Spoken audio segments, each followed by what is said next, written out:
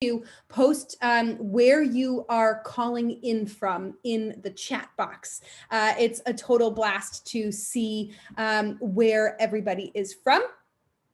Some quick housekeeping for you. There are two places that I encourage you to interact with us during this conversation. The chat box that you are all test driving right now is a really great place for you to either ask questions to us about logistics of the conversation, but really mainly to talk to one another and exchange ideas and insights with your peers who are also on the call. If you have a question specifically that you would like to flag for OG, you should put that in the Q&A because I will make sure to raise those. One question that we get a lot is, will this be recorded and shared? Yes, it absolutely will. We are currently recording this conversation and we will send it out to you in the days following as we wrap up. So you will all get that in your email inbox, so no worries whatsoever. OG, you can just pop me right over to the next slide whenever you are ready. Awesome. Thank you very much. So for folks that I have not met before, my name is Georgina Donahue. I am the Director of Community, and we have the Pragmatic Alumni Community that we affectionately call it the PAC. And so that is a place that is really designed to just dig really deep into the practical, the tactical, the hands-on tacit knowledge that your peers can share with you. So if you are an alumni of Pragmatic, you're really missing out if you're not hanging out with us in there. I encourage you to post a question for your peers, and I guarantee that you will get some real world answers. The other really cool thing that the PAC allows us to do is connect with thought leaders and innovators like OG. So in this conversation, we can pop to the next slide now. You all know what you're here for.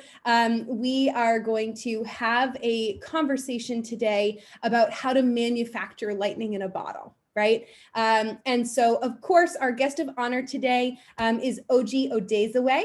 He is the Chief Product Officer at Parsable. And previously, he served as a product leader, innovator, and executive at Calendly, Atlassian, and Microsoft, so among others. So really, really wonderful experience across a lot of different environments.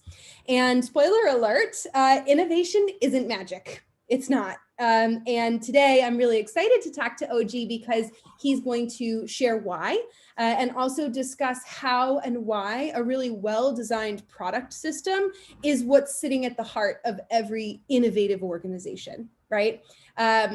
And so OG is going to provide some insights that he learned while working across all of those different environments, different products, different companies, on how you can be really intentional about how you build so that you can hit that big success button every single time, right? So we're going to walk through a product system that includes all of the practices, principles, tools, rituals, etc., all that really good stuff, super hands-on, super tactical, so that you can use all of OG's brilliance and apply it to your work today.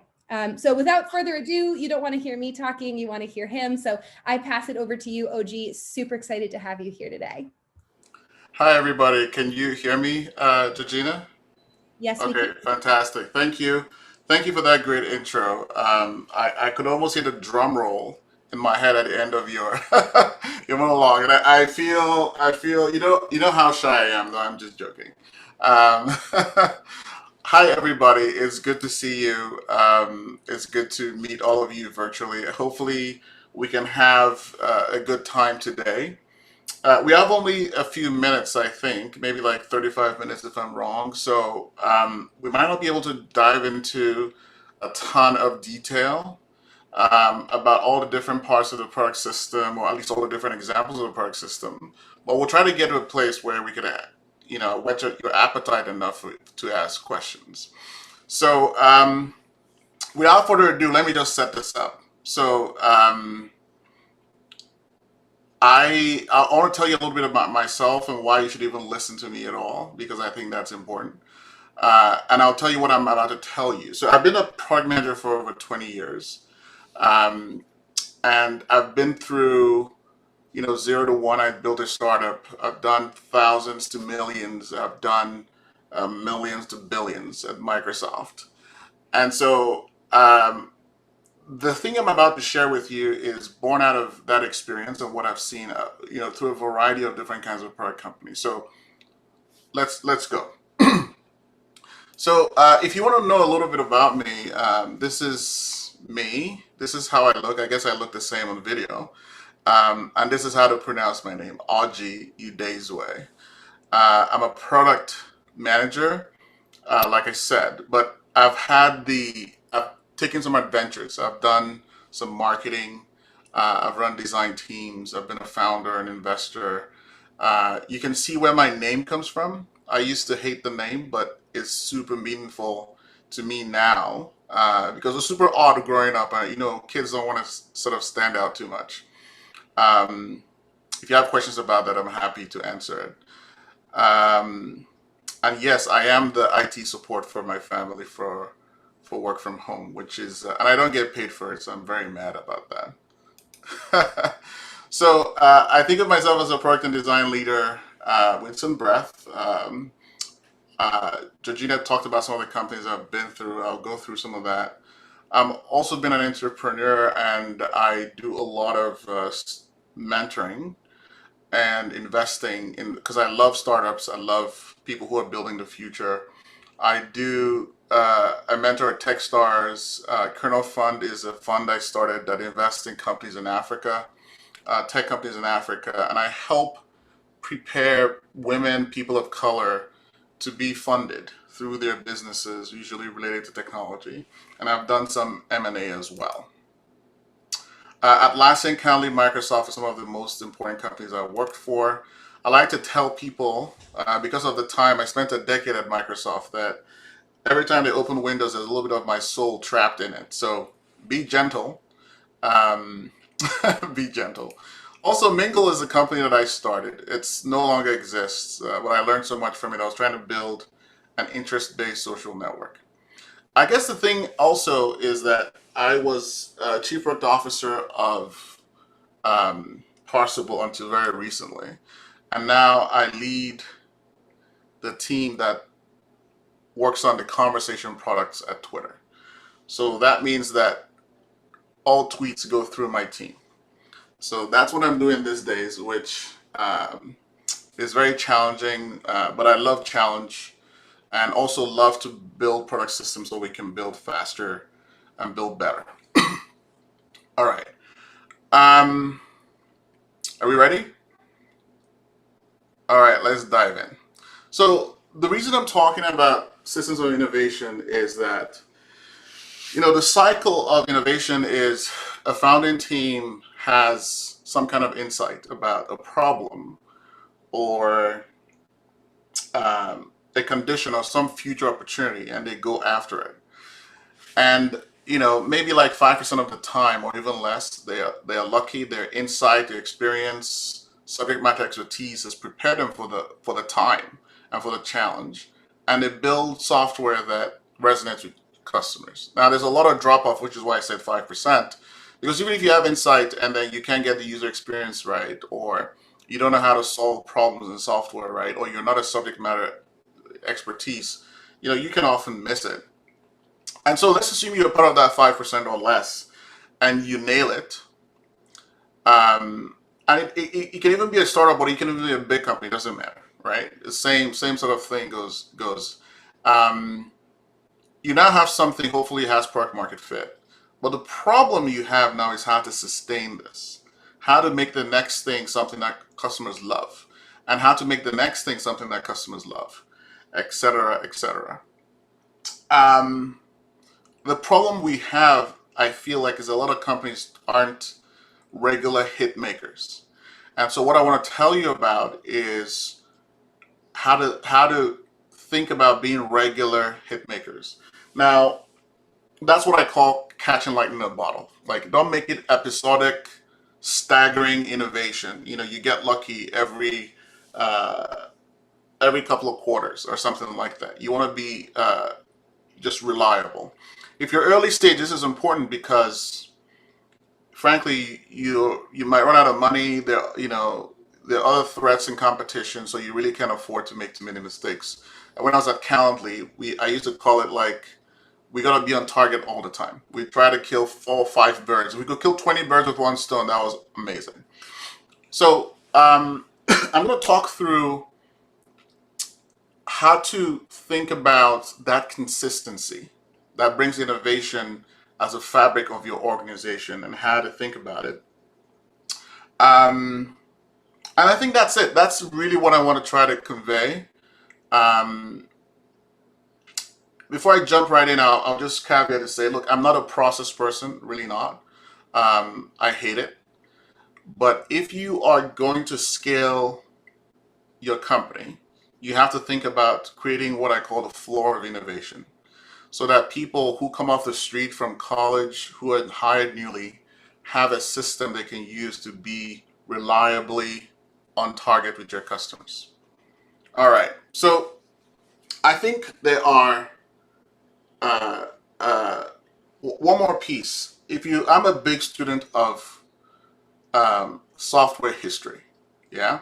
So what that means is that, I have an engineering background and a product background as well. So maybe like 15, 20 years ago, we invented the whole thing called Agile, right? Does anyone know why we did that? Like, why did that come out of our industry if you're in software? I'd love to see maybe some guesses in the chat potentially. What was the problem that Agile was trying to solve? I know we've got Agile folks on the line, so I encourage you to pop those into the chat. All our POs and all of our Agile aspiring folks. Looks like we've got some answers in here already, OG. Yeah, no, I see that. Someone said to keep PMs off devs' backs. That's very funny. Um, the problem with the problem Agile was trying to solve was just predictability. Teams would come up with an idea, do waterfall, and then they will try to estimate the unestimable, right? This is going to take 2 years. Well, the fact is, we're not soothsayers. We have no crystal ball. And everything we do, because we're playing God with code, is unpredictable and risky. And if you try to, I did probability in college, and if you try to combine probability, it becomes completely unstable system. And so developers who had something to do for a year would try to say, here's when we're going to land it. And there's no way, like, it just makes no sense. And so breaking it down into smaller pieces that are sort of concatenated allowed you to make predictions about the near term, learn enough to make predictions about the next near term, et cetera, et cetera. That's a macro problem we're trying to solve. So the engineers amongst us created a development system to deal with uncertainty and risk. If you're a PM, you have the same kind of problem, and PMs haven't solved it, which is what I'm talking about, repeatability. Because our system is more complicated. It has people in it. It has tools in it. It has unpredictable customers in it, and it has developers in it. Okay? So we almost have maybe 5x the problem that they have. So these product systems, the way to think about it and conceptualize it is, what is our version of Agile as PMs? How do we bring it together and manage the risk in the system given all the unpredictable ingredients that we have? So the first thing is systems for people. Everything starts with people. This is the most important thing to me.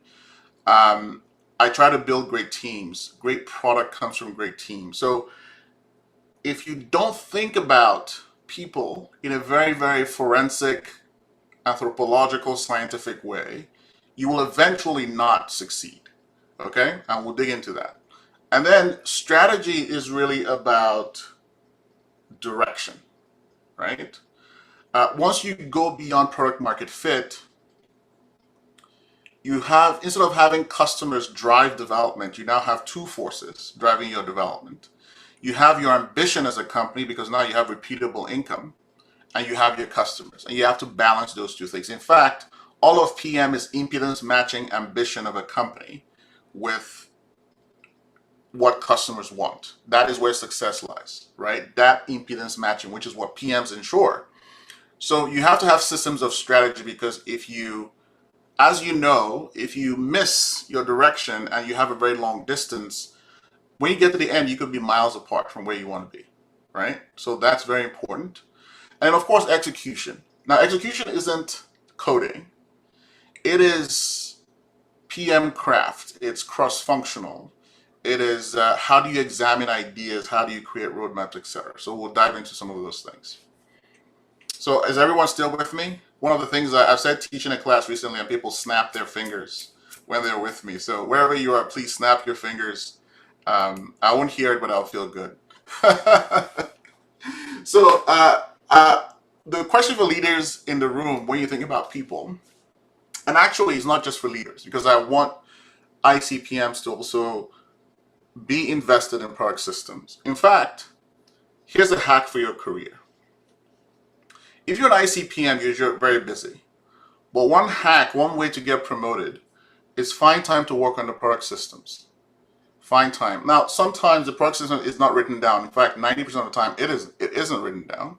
But as I explain these things, you'll be able to sort of connect to the things that are systems around you and try to improve them. And that will probably get you promoted in addition to your work. So the question for leaders is, what is your approach, and what methods do you use to connect to your people, their skills, their ambition? How do you assess people coming in? How do you improve them as they go, right? How do you connect that to the heart of what your company needs? So a good people system, right, will essentially leverage the talent you have. I can't tell you how many organizations who have very smart people put them in the wrong places at the wrong level, or tell them exactly what to do so they don't use their creativity. And you've made all this investment and you're not getting anything out of it. Good product people understand that they are not the source of all intelligence and smarts and all the solutions. It's about people. So ICs can do this, use your squad. Leaders can do this as well. So a couple of things to think about in terms of systems, right? Different levels of the problem. One is that you have to design your org for the mission, right? Not just the product mission, but think like a military, right? Where are you in the market? What are the best people doing? How are they organizing their divisions? There's a lot of alpha in how you're organized, because a lot of organizations ship their org structure, right? What talent do you already have? Do you have very senior people, in which case you can deal with hard problems? You have very junior people, and so on and so forth. And also, if that's your reality, how do you get from there to where you want to be? So think about what you want to accomplish, and then think about an organizational design that gets to that. One of the things I suffered from when I was building my startup was I had very junior engineers, right? And so some of the harder problems I wanted to solve was just super hard. Meanwhile, if I had a very senior team, it would have been much, much easier to do. So try to design your organization to the level of difficulty and context of your mission. So that's one of the first things. There's no singular org design, but there's enough in the world that if you have a clear sense of your mission, you can get to something good. The second one is try to map roles you need to the organization, not just the people you have in front of you, but ask yourself, what do you need, right? One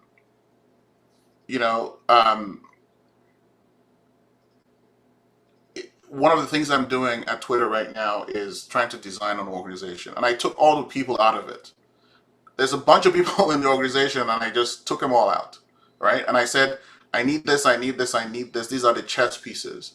And once they felt good, then I put the people back and say, are these people the right people in these places? Not so I'll get rid of people, but because I couldn't just build it around the people that existed. Does that make sense? All right, so the last thing is assess and assign. So this is related to, well, not the last thing, this is related to how people come into the organization and how people move up in the organization. Yesterday, I'm teaching a PM boot camp, and I walked the class through the very intentional design of the recruiting I did at Calendly. There were 5 traits I was looking for. There were 5 interviews to get to those, to get signal on those traits. Yeah. And we tried to do that in a very disciplined way. And when we understood the signal for those traits is how we made hiring. Now, the thing that will blow your mind is that those are the same 5 traits that we have in our in our career ladder, right? So we go from hiring people to assessing them in the same consistent way and how they move up in your organization, right? So assess on the way in, keep assessing, and keep growing. Now, I don't want assess to feel like it's all about reviews. No, it's about the things you need to encourage that people should get better and better at. Your ability to say, here's how a person at this stage works. Here's how the person at this stage works. Here's how to encourage a person and give them the experiences to get to the next stage. For example, one of the things I write is, here are the leadership experiences. Every PM needs leadership experiences. So at this level, here are the leadership experiences you should do, et cetera, et cetera. So, and then the last thing is coaching and evaluation. I like to hire an organization. I like to hire an organization that is, I think, like a bell curve, right? Senior PMs in the center, right? More of them. Leaders on one end of the spectrum, and maybe APMs and junior PMs on the other end. The reason I try to do that is because um, you want an organization that can mentor itself, right? If I don't have that and I have all junior people, I'll spend a ton of my time with them at various levels of expertise, and that's tiring, right? And so senior PMs can mentor, even if not manage junior PMs, right? And build their management skills.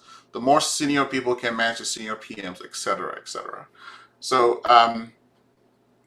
so that's what I set up, right? And that way you can constantly and consistently use your principles, your rubric, your ladder to evaluate and coach people to the very next level. One of the things that I try to do is, my ambition anyway, is to run what I call a 99 percentile team. I want to evaluate and coach people to be poached. People will think they're so great, they want to kidnap them from me. And if you're structured, you can't do that if you're completely unstructured, right? You can't do that if it's just the funniest person gets all the attention, et cetera, et cetera. And so you need to be very thoughtful about that. And you'll not only get productivity, but those people will thank you because they will become great in their career and they'll become part of your network. So I'm sure there are more questions about this. I sort of touched on a few things very quickly. I'm going to do a quick time check. Um, so I'm going to talk a little bit about another fundamental system, which is like setting direction. Um, 2 things before I jump in. One is, we're always setting direction at some level of abstraction or not. Now, people worry, when can I do strategy? Well, strategy is about direction. It's about choosing what to do and what not to do, and every PM does that. And the frameworks you use to be able to do that repeatedly, including decision frameworks, are very, very important. So you're going to be clarifying, even if you don't study, you're going to be clarifying direction for most of your career, even if it comes from the top down. So a couple of things to talk about in terms of setting strategy. So the first one is shared reference, which is context, guiding principles. Like, how do we, one of the ways I expressed this at Cali was just some principles of how we do product. What are the things you agree to? At Atlassian, one of the customer principles we had was we would bend over backward, take any cost, not to cause the customers to have pain. And that clarified when we set direction, what the things that we would do and things that we would not do. Another dimension of uh, shared reference is also spending time to collect information about the world around you. No business lives in isolation. So what's your competitive environment? Where's the puck skating to? So good direction has a lot to do with what's happening in the world around you that is going to affect your near future. It's also what kind of principles, how do you want to be? Like, how do you everyone agree that product should be built, or ethics, or those kinds of things that you set ahead of time. So that's one space to be very clear about. The second one is the problem to be solved, right? The coda here is also what customers are solving for. Like at Calendly, we had clear ideal customer profiles. We never try to solve for everyone in the world. We ranked those ICPs. So be very clear about who you will solve the problem for, and be very clear about what problem you're solving for them. One of the things I tell my students is there are three workflows to think about when you're building products. It's the workflow you want to make better. Yeah, that's a problem you want to solve. People have the workflow is clunky. You want to make it better. You want to make some money at it. But before that workflow, something's happening before that causes the need for that thing. And after the thing is done and people are successful, there's something else they do right after. So you want to understand those things. So that's just a throwaway, but I just want to make sure that you understand that the problem to be solved can be broad, because once you understand those three things, then you can, over time, take adjacencies through your direction setting. The other one is the criteria for decision. How do you decide if a hill is worth taking, for example? So this is very important. I'll give another example at Calendly. We went after things, first of all, that were had zero workarounds. So we went after the hardest problems.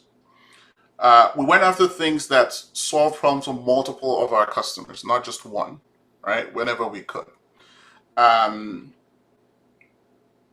We went after money, like things that were high commercial intent. We went after those things. So you have to have a clear sense of how do you make a decision on what direction to take. And the fourth one is you have to be able to diverge, right? A principle we expressed was try to think about a year's arc of problem solving, right? Don't think about a problem in a quarter. You should build around a quarter, but think about the problems a little wider so that your search space and your solution space can be big.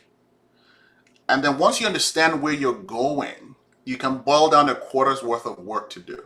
The reason is, if you think about a problem just for a quarter or not big enough, you build, and then when you learn more about the problem, maybe a third of the thing you built is no longer relevant. And you don't have all the resources to keep doing that stuff. And then the last one is just signing off and buying in. The thing with direction setting, whether it's at the squad level, at the executive level, at the board level, is that realities come to buffet it, right? So you have to have a reliable system for getting buy-in. So the best way to illustrate some of this stuff is how we did product at Calendly.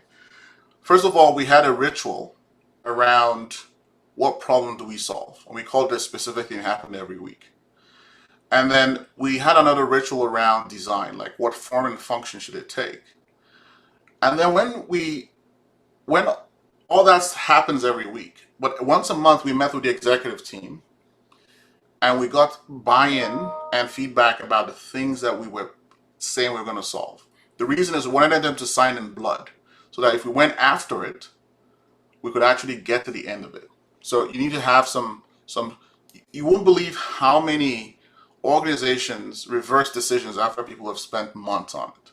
It's kind of insane. All right. So really here is, expand what you agree on, right? Clarify the problems to solve. align on the criteria for this decision, define the problem space very broadly, and make sure you negotiate what the target is and what you're going after.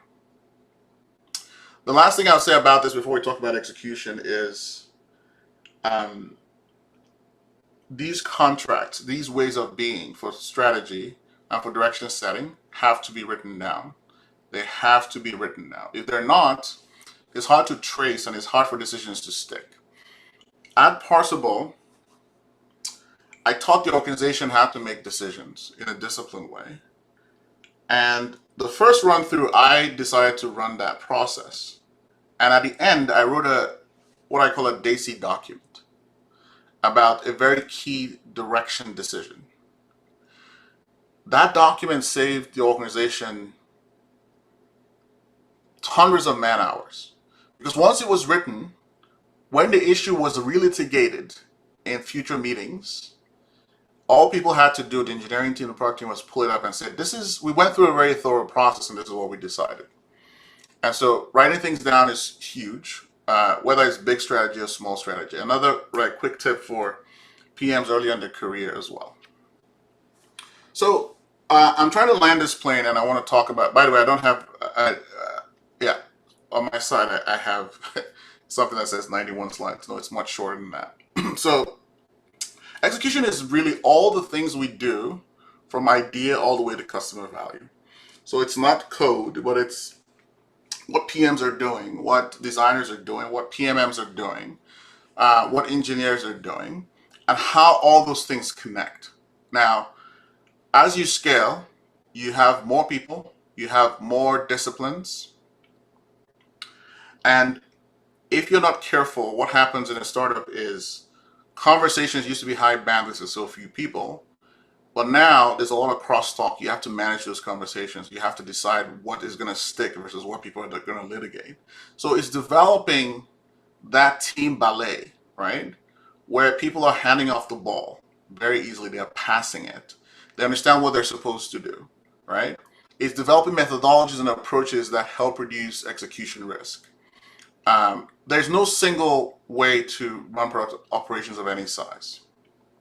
But you have to put some things in place, and frankly, you have to have shared understanding of how you run plays. It's like a basketball team or a football team, Omaha, whatever that is, right? Those are plays.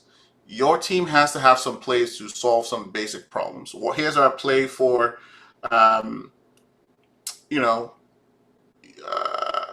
the whole service is down. Here's our play for, we have a lot of competitive pressure and we have to spin up a new project. Here's our play for, this is a very strategic 2-year investment.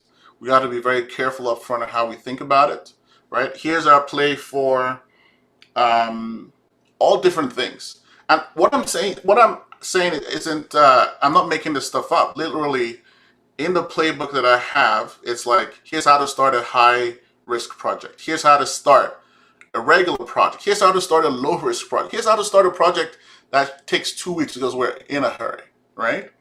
So that people can understand the basic process, but how to skip things depending on the situation if they need to, if that makes sense. Does that make sense? Can I get some snaps? All right, thank you very much. Creating systems of execution help you reduce execution risk, right? And it's really about solving 3 core things. How do you manage and allocate resources, right? What's the playbook, right? I've just described some things that I try to write down in the playbook.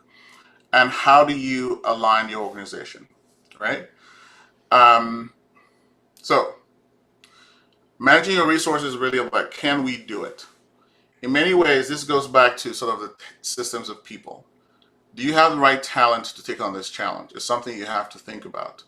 But not only challenge, what the DNA, yeah? Have you seen a company solve a problem that it can technically, when they don't have the DNA for?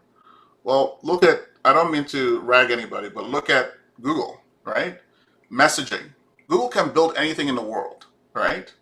But it can't nail messaging. RCS, Hangouts, all kinds of things. I don't know what it is. It baffles me till this day. I've competed with them. But can you do it? Do you have the DNA to do it? And then how will you do it, right? Um, and how do you share this and make sure everyone understands what to do, right? Those are the systems that you have to think about. So let me dive into a few pieces of this, not all the pieces. One part of can we do it is how much of your resources are being used on building forward motion. Unfortunately, I've been in an organization where maintaining the infrastructure took like 50% of all their capacity. And so they only had like 50% of capacity to build new things. And usually when you have 50% of forward moving capacity, that's really hard because you actually have much less. For example, SRE, emergencies, etc., bug fixing, that's beyond just maintenance. And so identify your discretionary capacity. I like to run an organization that can work on 80% with 20% spent on maintaining the infrastructure. And of that 80% of my productive capacity, I divided between maintaining the core, building more of the core product, 10% for moonshots, and about 20% for expansions, right? That kind of thing. And if I don't have that kind of capacity, I have to change what I'm trying to do.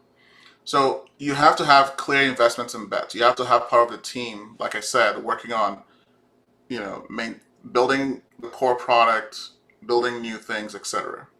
And then managing dependencies between teams, right? That's really key. How do they do it? Like one way I did that at Calendly was every team's constitution, yes, we had a constitution for every team, would have a line that says support your dependent teams. So that teams could not be selfish, right?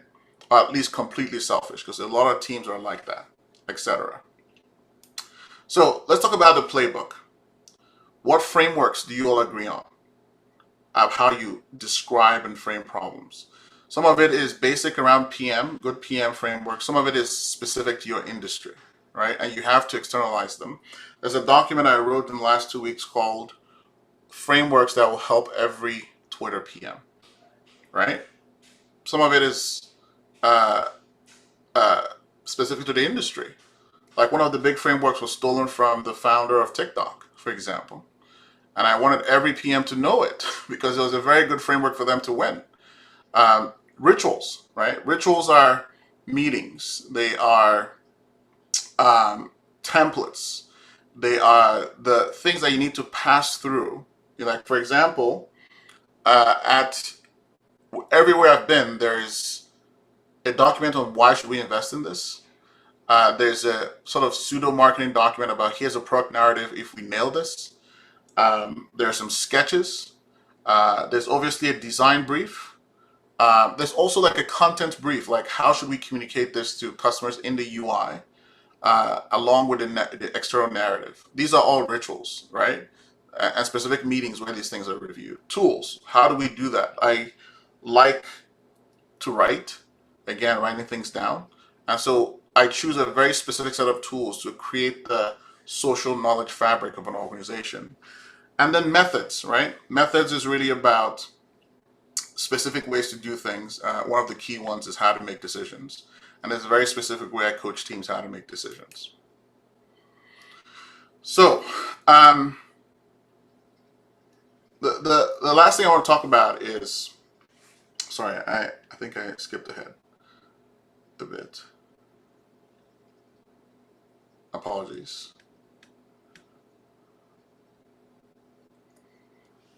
So, the other thing is alignment, right? That's the last point. That's what I was going back for. So, what does each team do? How does it connect to cross-functional teams? How does it meet with cross-functional teams to share direction? PMs will spend a lot of time meeting with marketing, customer success. And both of it is signals from them, but also information about what's happening so they can use that to serve their customers, right? obviously we have at the low level, you have stand-ups and so on and so forth. But I would have a meeting with all the PM leads and development leads and say, this is your organization. What's breaking? Think about the organization as a product. What's breaking? How do you fix it? So there's shared ownership. So all of these things are about aligning your organization. And it's around identity. What are you supposed to do? What's our mission? And how do we measure success? What's your metrics dashboard? All of those things create a lot of ownership pushed down as much as possible. So that's some examples of how to align the organization. I could go more into that, but I have a feeling I'm running out of time. So the last thing I want to say is that I want to pull all the way back. If you want to repeat earth-shattering innovation, I can't stress this enough. You need to build a product system that has some of the elements that I've talked about. It needs to be intentional. There's always a product system in place, but 9 times out of 10, it's implicit.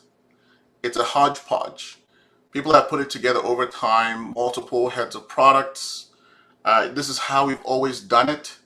And it's not just products. Sometimes I just had a meeting.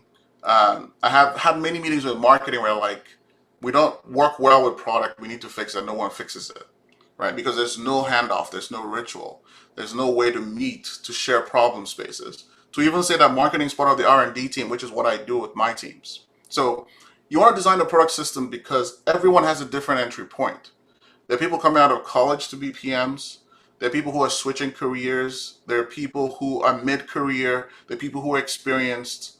How do we all agree on how? What's our constitution on how we do this? Very important work that not only helps customers, makes the company wealthy, and hopefully us wealthy, if that makes sense. So your well-designed system is meant to level up people. You're trying to get A plus from B plus people, essentially, right? The process helps elevate everybody. One of the ways I describe a product system is that it is the floor of excellence. I always encourage people, once we've written it down, to not think about it as shackles, to not think about it as handcuffs, but to feel like they can edit it. It's yours. Make amendments. If you figure out a way to do it better, do it. And if you have that attitude, you can have the best of both worlds. You can have a constantly evolving system that is responsive to your people, but you can also have a floor of innovation so that you can guarantee customer success nearly every single time. You can find me at Audio Daysway and on my website, and that's a wrap. Wow. So that was fantastic. I'm sure you've seen the chat already, but there are some lots of snaps for you and lots of aha moments happening in there. We do have some questions for you if you are up for them. I am. Great. So the first one is one that I think that universally PMs struggle with because as product managers, we depend on a lot of people who don't report directly to us, like sales, pre-sales, project dev, etc. How do you structure the organization beyond the immediate PM team to get adoption for these structures? That's a good point. I'll try to answer it. If I miss it, just call me to order. So I have stopped thinking, even though I'm a PM leader, I've stopped thinking about my sales responsibility as just PMs. Luckily for me, I've actually led, all of R&D, including engineering and design. But in the last few years, I haven't. I've just done product and design and maybe like research, content, whatever, right? Like, which is good because I get to organize people better. But regardless of whether you have control of more arms or more disciplines in R&D, there's this term I use called a shipyard, right? None of us are very effective by ourselves. And so I don't just try to optimize the PM team, I try to optimize the entire shipyard. So usually it's product, it's design, it's engineering, it's PMM, with our cousins very close, customer support and customer success, right? And then aiding all of that stuff are research, if you're big enough, content strategy, etc. Right? All in that mix. That's a shipyard. As a product leader, whatever your level, you're trying to design a system that stitches all that together. Right? That's what you're trying to do. Now, how do you do that? You spend time using those words of common destiny with engineering, with design. Now, people are people. People might resist you. But in the end, people want to succeed. So actually, I haven't found people resist me. They're very seduced by the idea. They like to work well with product, and they like to work in concert. Everyone wants to do that. So often I find willing partners to say, here's how we should do things together, right? And it requires EQ.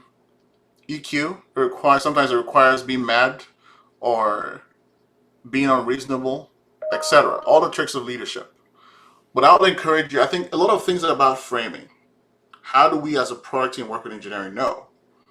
How does the shipyard work together? Think about it that way, and I think you'll start to find solutions, if that helps. Awesome. I love the shipyard analogy. Mm-hmm. So I've got some other questions here. Really quickly, as I'm reading this next question, we have a poll for you from our team. So as I'm reading this question, if you can fill out that poll, that would be fantastic. So here's the next question for you. What are some ways to prioritize problems to be solved, especially, and I think specifically, if a startup doesn't yet have a user research group? How do you hack it? Yeah, so from my perspective, user research starts with product managers. In fact, I think that the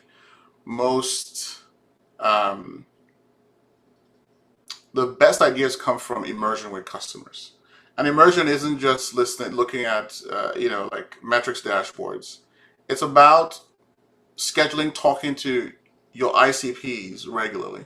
So at Calendly, we would, make PMs do support tickets, just immersion. Each individual ticket wasn't that valuable, but doing a lot was. We would schedule calls, or just as Calendly, with customers from our community, for example, who wanted to engage. And then we struggled to schedule with unengaged customers who were occasionally successful. So what every PM has to figure out, know how to ask open-ended questions, not leading questions, to do their own customer research. I actually like to use research for the hardest problems. What is going on with churn overall, right? Is there a new customer segment that we're ignoring, right? These are hard questions for any one PM to address, unless they spend all their time addressing it. And so the way I think about it is that PM should solve the easiest 20% of customer research, and I use my research team to solve the hardest 80%. So all this is to say, PM should be customer research as much as possible. This is hard in a big organization,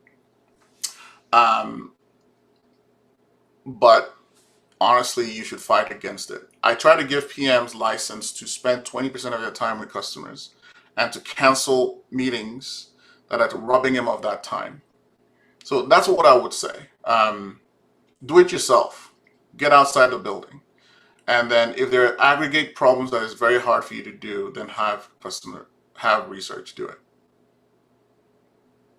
One quick spot question. Folks are asking if you can confirm the meaning of ICPs. Ideal customer profile. That's what they get at. Yep, thank you. Ideal customer. So there's the world, right? And then there's like, okay, I'm targeting marketers. I'm targeting salespeople. Oh, and it's not just every salesperson, it's inbound salespeople. I'm targeting inbound marketers. I'm targeting advisory teams in colleges, etc. So you should know who is most responsive to your product, center them in understanding, in customer understanding, and research and immersion. And as you go, and rank them so that you can say, you know what, for salespeople, I want to be a 9/10 in PMF. And for educators, I'm okay with a 5, right? For whatever reason it is. And that helps you focus. There's no such thing as designing for everybody. It doesn't exist. So, time for one more question. This one is a little bit of a case study from someone who just started at an organization that went through an acquisition last year. Now they have grown significantly, but they haven't been able to scale and set any product systems in place since then. So this asker has already identified the need to help put them in place, but is looking for some advice about getting started to build buy-in from champions. What would you advise? Is this person a product leader or an IC? I think we can assume product leader. Okay. Working on a product system is like trying to fix a plane while it's flying, right? And actually, some of my failures, this presentation comes out of pain. I failed at this a few times, is what I'm saying. So I would suggest that 2 things. One is you need to create space to do it. It takes time. It might take a quarter because not only you have to create a system, you have to co-create it because people resist something they're not part of. So you have to have some inclusivity in how you create it. And once you're done, you have to train people, right? You have to train them through the basics. I directly and through example. So if you can create a quarter, if you're a leader, to just focus on this and tell your board, tell your superiors that this is what you're going to do and create space for it, that's awesome. The other way to do it, if you're influential enough, is to hire a product operations person who that will be their full-time job, not only to help you create it, but to help maintain it. Again, a product system is the floor of innovation. It needs to be edited constantly and improved. I've started to hire product operations as a way to edit it and maintain it. I think of the product system as the operating system of the shipyard. Yes, and so sometimes I need a sysadmin who's my product ops to make sure that that operating system in the shipyard are working well.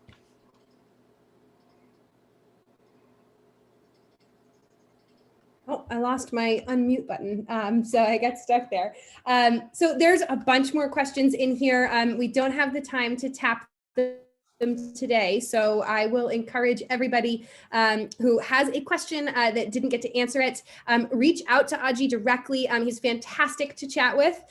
Also, if you are looking to have a more kind of robust discussion about some of those questions, Callie just popped the link to the Pragmatic alumni community in the chat. I encourage you to post it there and crowdsource some ideas and examples from other folks who have tried it before. So beyond that, really, this has just been absolutely a fantastic time chatting with you, Aji, and I really, really appreciate all of those insights. My head is swimming with lots of ideas. I took notes myself, so super excited about that. Everybody on the line, you will receive an email from us with a recording of this conversation in the next coming days, so keep an eye out for that. And other than that, thank you so much for your time. Awesome. Thanks, All right. everyone. It's good hanging out with you. Thank you very much. Thanks for being with us, sharing all your insights.